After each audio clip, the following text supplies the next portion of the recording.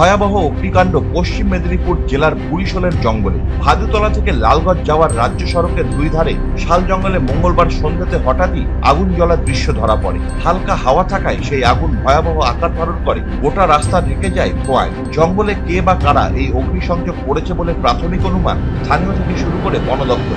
এই অগ্নিসংযোগের জেরে ক্ষতি হয়েছে শতাধিক গাছের, পাশাপাশি ছোটখাটো বন্যপ্রাণী আক্রান্তেরও অনুমান করা হচ্ছে। তবে বন দপ্তরের তরফে বারংবার প্রচার করার পরও কিছু অসাধু ব্যক্তি নিজেদের স্বার্থ সিদ্ধি করতে এই ধরনের অগ্নিসংযোগ করে থাকে বলে প্রাথমিক মত স্থানীয়দের।